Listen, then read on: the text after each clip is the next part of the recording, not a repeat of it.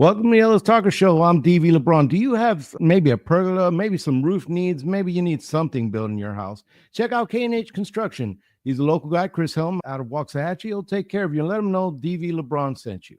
Today, my very special guest is the city manager and the mayor of Midlothian. That is Justin Coffman and Mr. Chris Dick. How are you? Good. Thank you. Well, DV, thanks for having us on.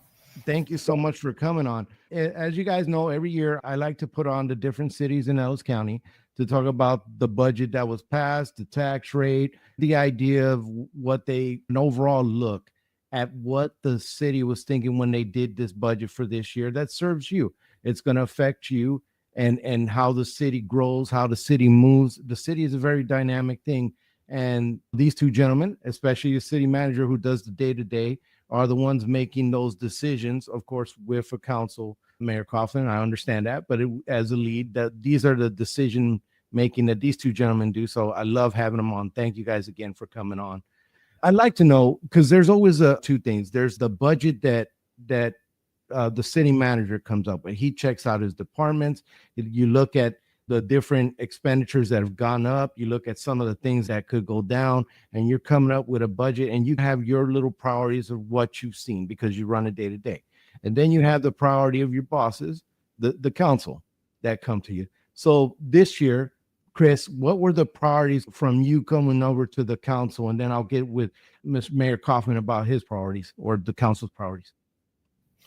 Yeah, one of the things that was approved that we've been working on is definitely our staff retention and our being competitive in the marketplace. So the council approved a compensation study that we went through most of this year, and then we brought those findings to the council, and they authorized us to move forward with those recommendations. So that was a big priority in this budget that we accomplished. Always roads are a big, important matter for the council and the city. So we are actually, and ultimately where we ended up was basically doubling the amount of road rehabilitation projects that we have in this budget. So we're basically taking 2 years worth and putting them all into 1 year to really concentrate on getting that done. In addition, sidewalks. So the walkability connectivity in our town, especially in the downtown area, that was another key project that we worked on. But there's a lot of different items that are in this budget got funded. But those are some of the bigger ones that we put forth this year. Mayor, what did you see as far as the council? And I'm talking to you, you're the leadership of the council. I know all of you make that decision together. As a council, what was the goal this year with the budget? What did you want to do with it? Yeah, thanks, TV. First of all, thanks for interviewing us about the very best city in Ellis County. I know that you have to cover all the cities, but this one's definitely the best one. I will not take a side. I will walk down the middle. About a year ago, the council got together and agreed upon some guiding principles that we as a group are going to pursue. And this is the acronym of BEACON: be great at the basics, enhance community and connection, accelerate and grow the local economy, optimize financial strength, and then nurture organizational excellence. And so those are guiding principles in all things, especially the budget. And so when you take the B, for instance, be great at the basics, the council is very intentional about making sure that we cover all our bases with the basics being roadways, water services, police, fires, first responders, etc. So we're very intentional about seeking out ways to completely activate the BEACON acronym and touch all of those bases going forward. Chris has already pointed out a few of them that are a little more down in the weeds, like doubling the budget for the roadways this coming year. That's a big deal because there are many roads that are in need of attention, in need of repair, and funding that will give us the opportunity to do that. That's one of many different examples of ensuring that, again, back to staffing retention, like Chris mentioned, making sure that we are covering our basis on the basics, and then being intentional about enhancing the community and connection, looking for ways to grow community and grow relationships and quality of life efforts, accelerate the local economy. How are we investing in our local small businesses, and how are we supporting our small industry and our large businesses as well? And then optimizing financial strength, making sure that our city remains in a high level financially so that we get the best possible bond ratings that we can get to ultimately save taxpayer dollars in the end. And then we want to nurture organizational excellence. So we're investing in our staff with different opportunities to make sure that they are the top of the best of the best, so that they can continue to grow and learn and further their education and represent us well in the community as they do their jobs and serve this community. And it's a big and growing community. Since you've talked about the roads, and I did see the utility fund went up, Chris, every time I talk to a city manager, I ask them for the big number being, if you had to repair all the roads with this year, what would that cost? Because I know you can never quite catch up, because the cost and the different roads are something that are used every day and some are damaged, if the audience doesn't know. And then there's a difference between scarification and actually doing the real roads. Chris, what would be the big number, and what were the priorities and roads that you wanted to address, or the city thinks needs to be addressed most? Maybe, as you're saying, that number would be probably in the hundreds of millions if you went out there and tried to repair every single road in the city.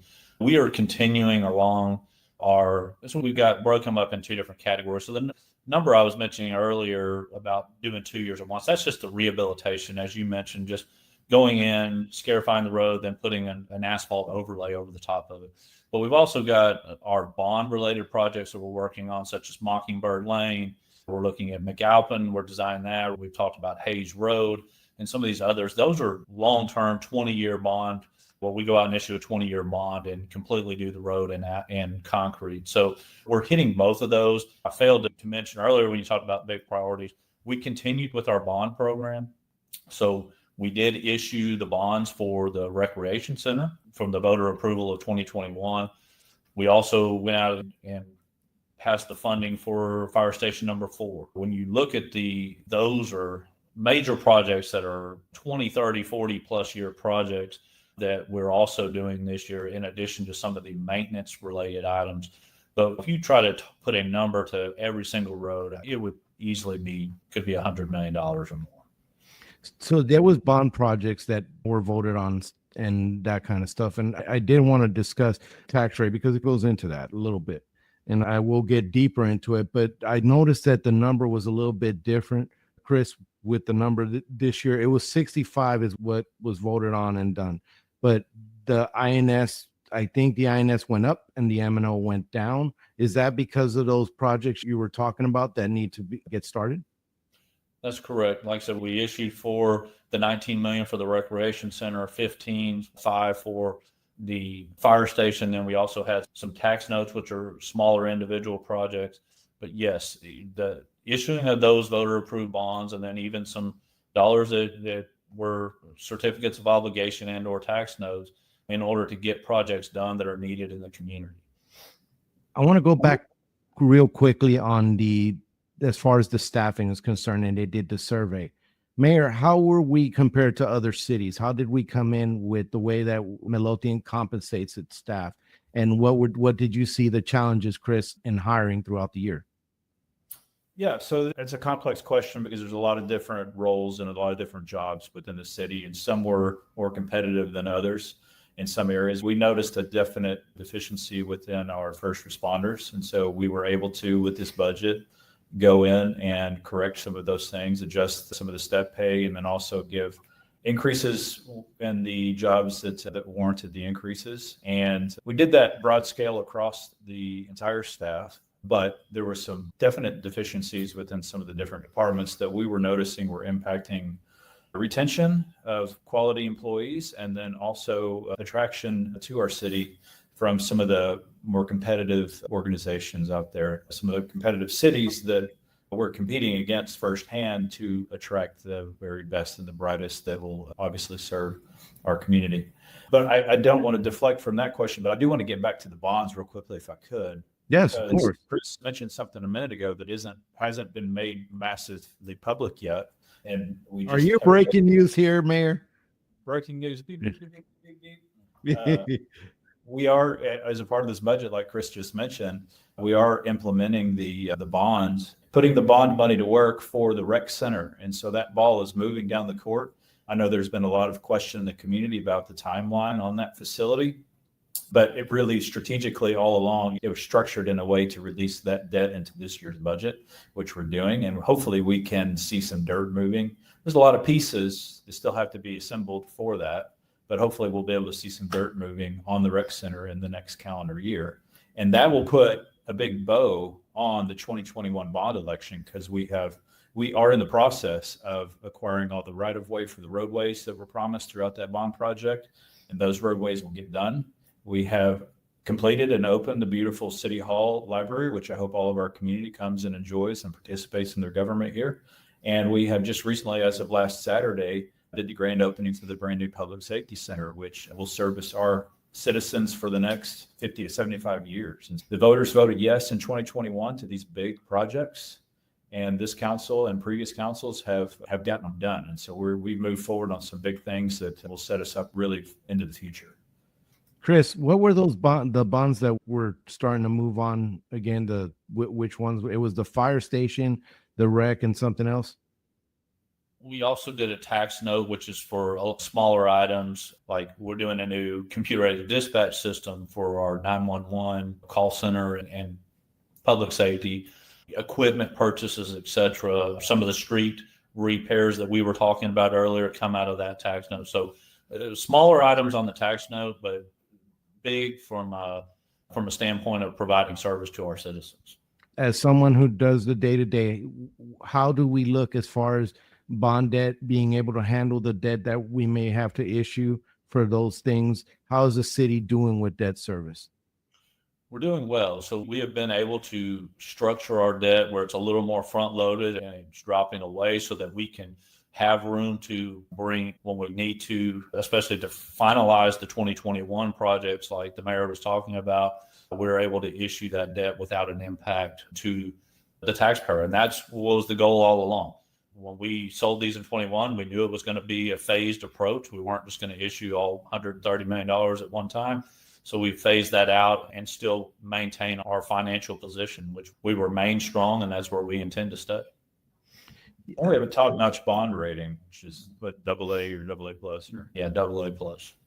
AA plus is a good thing to have. Now, Mayor, with the council discussing about this rec center, because it's something that there was a lot of discussion online about it, and just in general, hey, when's this rec center coming? We voted on it. And I know that the city wanted to be prudent when it issued as it went and as it paid for stuff. Did you guys do the architecture on that? What's right now the plan and the costs looking like for that project? So it's very early in the process. So we don't have architectural renderings at this point, but we have identified and the council has agreed upon releasing the funding for this fiscal year, which is a big deal. That enables the staff to begin those processes of identifying architecturally what this is going to look like, where exactly the facility will go, and all the operational pieces that are currently being worked on. I can tell you that we've got great relationships with different organizations that are going to help us to see this come online, that will I believe bring great value to the community. We've got a great partnership with Midlothian ISD, who obviously will benefit from the swimming pools that will be on site. And we've got a great partnership with the YMCA, which will likely be the operational piece and run the facility itself, which will lead to hopefully the idea of, I guess, contractually what it'll look like. There's still a lot of pieces to work out. But what I was going to say is that this council has given the directive to, obviously in 2021, prices of construction were much different than they are now. And so we've seen a massive increase. But this council's given the directive to hold true to the 19 million that was approved by the voters. And so that's our intent. And we'll see if some of our community partners can come alongside of us to make this a little bit more of an expensive building come online and the vision come to fruition. So YMCA run the pool and then just try to get some more people on the line to help it. It's a big project. So I imagine, when do you imagine like rendering and stuff like that will come out, Mayor? When do you think something like that will show up? We're finalizing or working through the contract right now with the YMCA. And I think that after we land on an operational agreement, at that point, we will begin to start looking at some renderings. It's a long process. I've been elected since 2018. And this has been a discussion point ever since then. We've went and toured many Mhm. facilities and seen what we like, what we don't like, what's within our budget, what's not, and trying to make the best decisions to maximize the dollar as possible while still providing the quality of facility that the Midlothian community deserves and rightfully demands.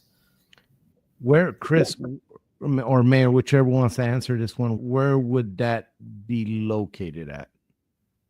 Tentatively, we've been talking with the ISD near their football stadium. They're right off of 287 and 14th Street. We've been looking and talking with them about that. So that's the idea right now. It's not solidified, so there's still opportunity for it to move. But that's really where we looked at.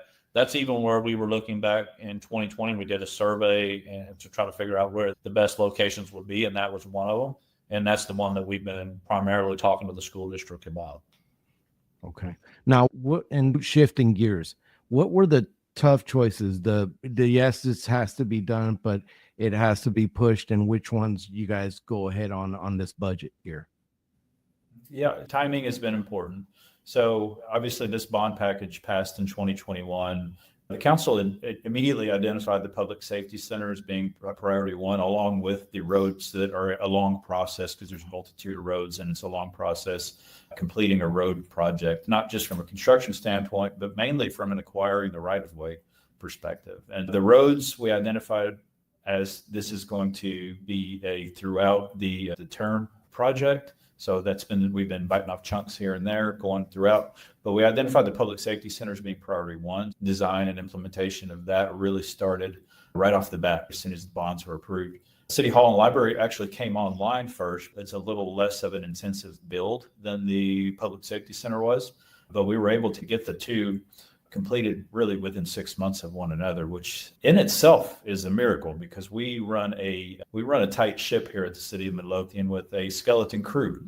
We don't have a ton of extra staffing to handle multiple job sites and multiple construction sites on multi-million-dollar facilities being built. Our team came together, surrounded the wagons, and we got both projects done at the same time. And then like Chris said earlier, it was the plan all along to issue the debt for the rec center at a little bit of a later date, which is that time is upon us now. And so we're going to see that come online. On this budget, there was personnel, there was other things addressed, and this rec center, this is a growing city.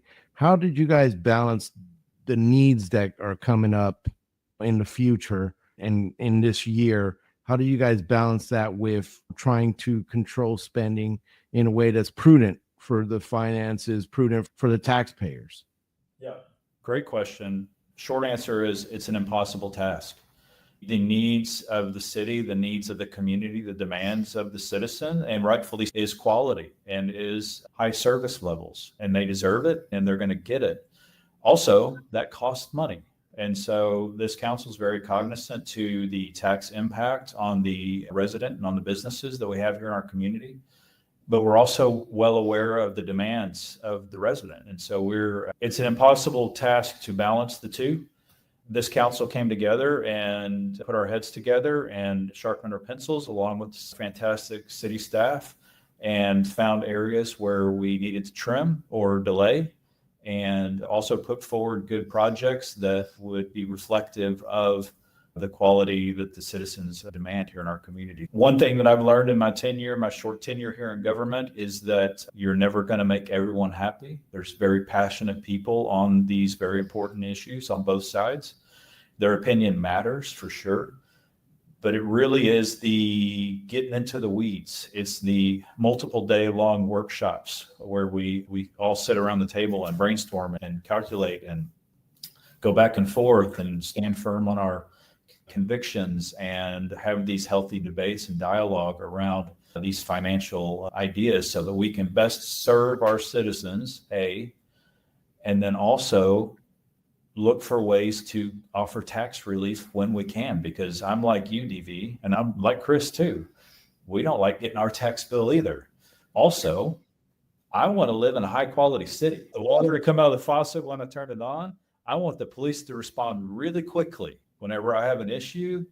And if my house is on fire, God forbid, the fire department better show up pretty quickly. And so everybody wants those things. They also don't want a tax bill. So we're balancing the two. Nobody wants to pay more in taxes except the mayor. I know mayor loves paying taxes, but nobody else wants to pay taxes. Chris, My thing, DB, is this. It's Midlothian's different. And I'm passionate about Midlothian. I represent the citizens of this city, but Midlothian is a little bit different than our surrounding communities. And this is not a knock on any of them. They're all doing their thing, and their leadership is doing what they feel is best for their communities. You can trust that the leadership of this city is doing what we feel is the best for our community. And there is a level of expectation. There is a level of quality that is expected from our residents to our city leadership to implement and to serve them well. And that is my passion. And I believe that's the rest of the council's passion. And I know it's the city staff's passion as well. So we're gonna live up to those standards. And sometimes that means that we have to spend the money to do it. And no, I understand that. It's something that we've talked about for years, Mayor, and with different cities. You have to provide a service. You're in the service business. The city has to provide a service, and it has to keep running. And those things do cost money, and increasingly they do cost more money. That said, Chris, you don't do the politics, but you're running the day-to-day. Do you think, personally, that you are being a good steward of the people's money when you do these budgets? I do, because we, as you stated, we live this every day. We hear what residents want, just as do the elected officials. And we get a lot of requests for service. And we, as the mayor said, the expectations are high that we provide that service. So I feel comfortable that when we're putting these budgets forward, these are things that we've heard from residents or heard from council members that have heard from residents, that these are the things that we want. And we put these forward. We know they cost money, but we also know that we've had a desire for these services to be provided. And you stated it, we are in the service business. And so we are providing the services that our residents want. And that does not mean that every resident agrees that everything we're doing is what they want, but collectively, we're trying to put these budgets together to serve over 43,000 residents. And we're trying to do the very best to satisfy the requests that we get on a day-to-day basis. Big one, tax rate now. A lot of people, and you guys were alluding to it, a lot of people talk about their tax rate. Nobody wants to pay extra in taxes. This year, you kept it flat. Like I said earlier, there was an adjustment in INS, but essentially when the people paid their rate, it is the same as last year, the way I understand it. But there's the legal notice that you guys have to say by the state that there's a big revenue, $5 million raise, 13.4% is the legalese that comes on it. But it ended up being somewhere around 11%. If I looked at the line item wrong, please correct me. But it ended up being 11% increase in revenue. And then there was other things on the budget that I saw, that there was a couple of raises on some of the fees, the different fees that the city's going to charge. There were some raises in that. Talk to me about the revenue to the city. Is it healthy? Is it where we want it to be? And then on a political note, Mayor, did you guys look, why, and this is something that shows up online, why didn't you do something like a no new revenue or cut the rate down? Yep, I'll address that to kick off, and Chris is welcome to chime in or take over if he wants to, or if I mess this up. If this car runs off the rail, I'll turn it over to Chris. But my opinion on no new revenue is that it's not sustainable for a quality city. And I believe that you have to fund quality police officers, quality fire department. You have to build your roads. You have to create community by having healthy play spaces and parks and rec and all these sorts of things. We have to fund our water department. It's expensive to do these things. And like I said earlier, I don't like paying taxes any more than anybody else does. Nobody does. Also, I want to see my home value remain high. I want to see my investment that I've made in this community pay off. There is a sense of quality here, and I want my kids to go to quality schools. I want to make sure that we've hired the brightest and best police officers and paramedics and firefighters, et cetera. And it's a balancing act of tax rate reduction versus services provided. And there's opinions on all the sides, and they're valuable and they're important. But I end up leaning toward not taking an extreme approach on either way. I don't want to overtax you. I also don't want to undertax, because we couldn't provide the services that we're promising.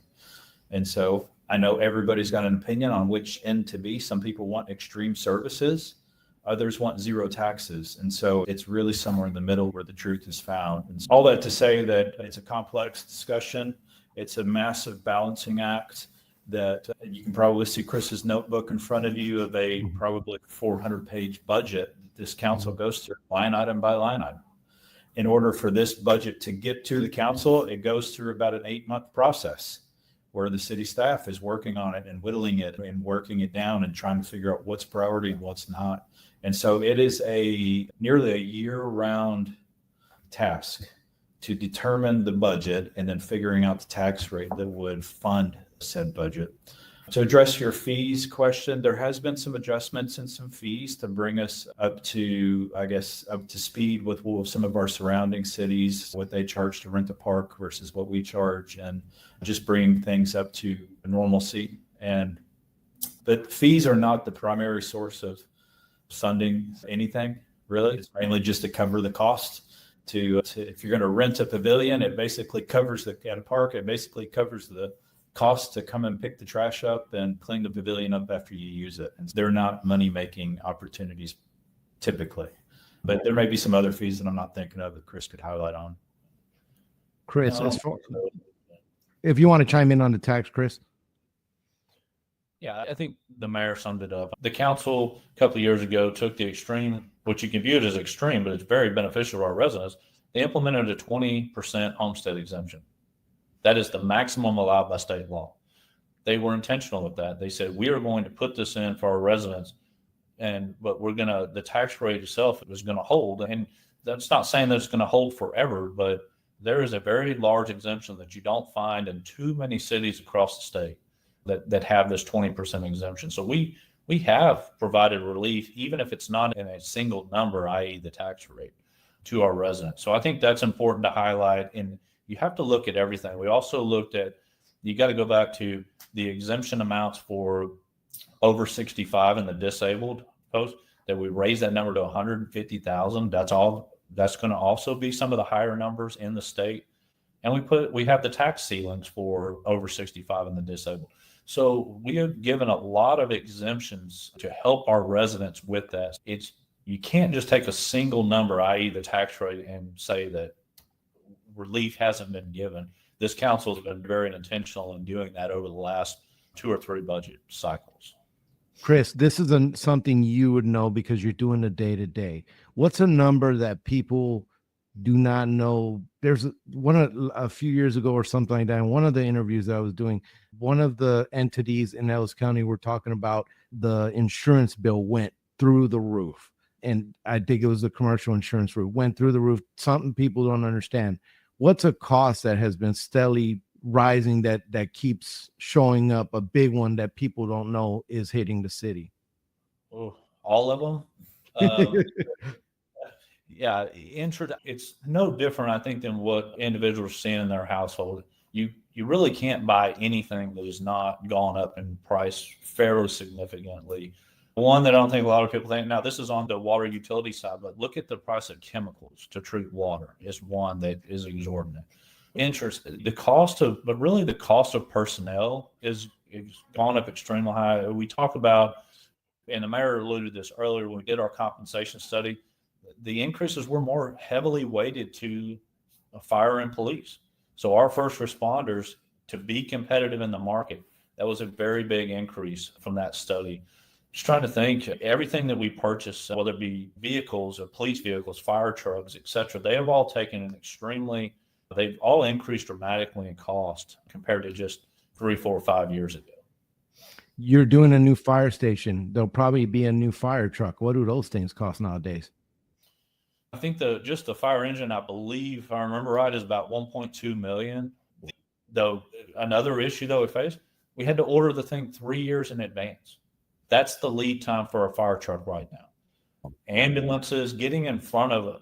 That's why it's so imperative that our staff stay in front of these, because it's one thing to go build the building, but in order to staff it, this council has already started that process. So we've been adding firefighters each of the last 2 years and will in the foreseeable future, so that when we open that station, we have the personnel ready to go. But we've already ordered the truck that will come in next year because of the long lead times of some of these products.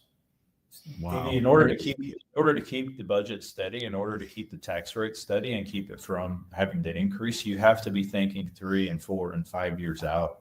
And Chris and his team are great at, and all the directors are great at putting forward what their needs are based on year-to-year block. And then Chris ultimately is faced with a very tough decision of what's priority to present to the council this year and what should we put up to the following years in order to execute and provide services throughout the communities. The council ultimately makes those decisions, but the staff has to be very intentional about being very forward thinking.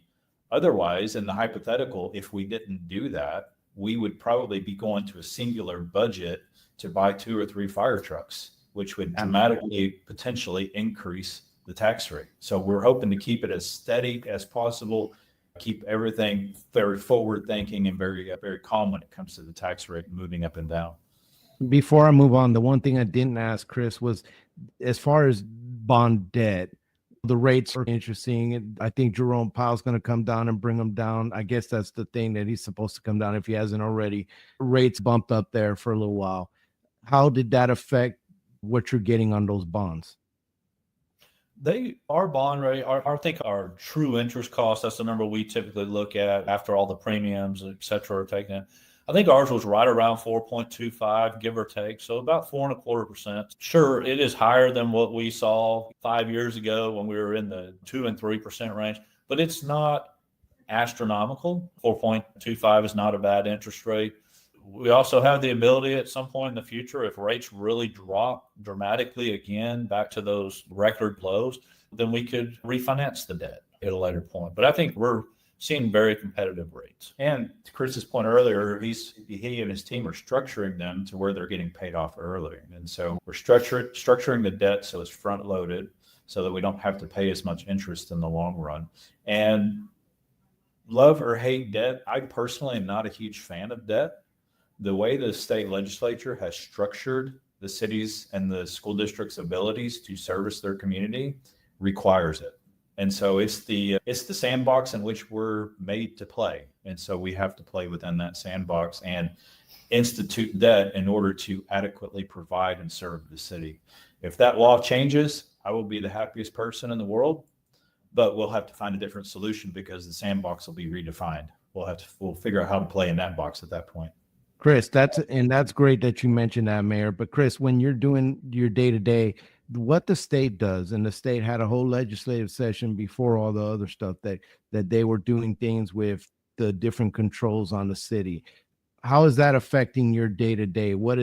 How is that making things more interesting or costly, or what are some of the different things that could have been done to make it better as far as just running every day? Yeah.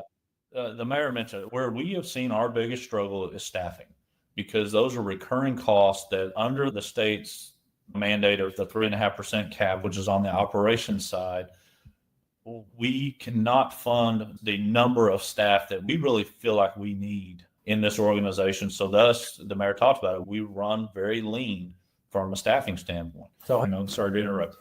Did you hear what he said? Capped at 3.5% that we can go up on the maintenance and operations side.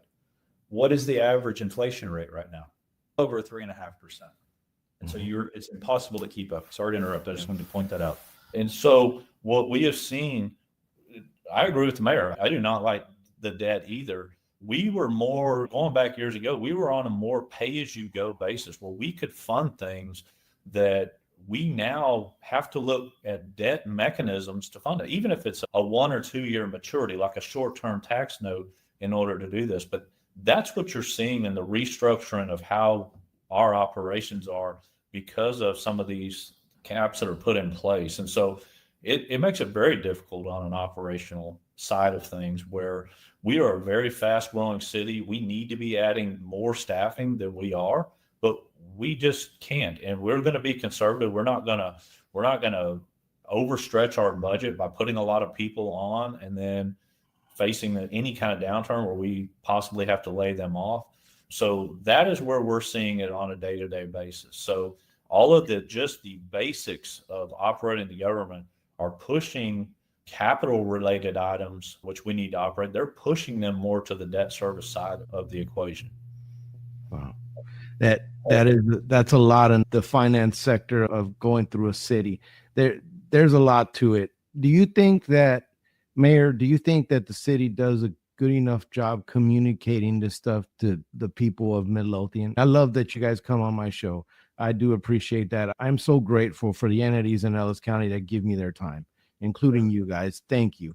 Do you think that as a council, do you think that you guys are doing enough to communicate what's hitting the city? Yeah, we have a public information team that sends things out. They utilize a multitude of different channels. The low-hanging fruit one to recognize probably is the social media channels that they utilize.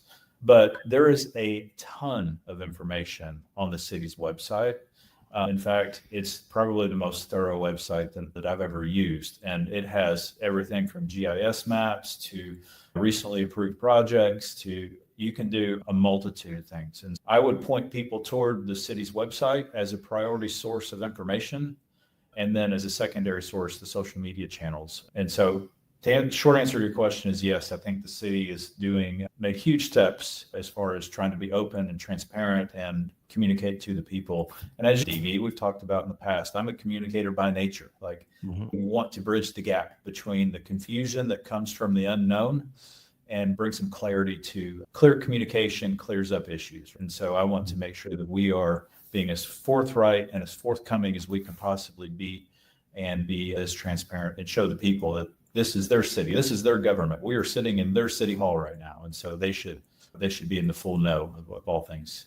I can even attest that Mayor Coffman is not my actual mayor. And I do live on ATJ Waxahachie, but I can reach out to Mayor Coffman and ask him, hey, because I travel through Midlothian every day when I'm going to work. I shop in Midlothian. My kids were going to school at one point in Midlothian, but I can attest that you can almost nowhere can you just reach out to the mayor and say, hey, why is this? And the mayor answer you, hey, this is what I see. That's the beautiful thing about living in small town Texas. But this is the good part of the show that I move in before I have you guys close out, because I always give my guests the last word. But what are some of the good things that you see coming in Midlothian, that maybe events or something that you guys want to talk about?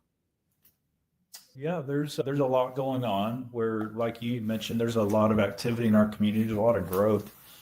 One thing that I'm excited about is some of the retail growth that we're seeing in our community, some new restaurants that are coming online, some different shopping opportunities.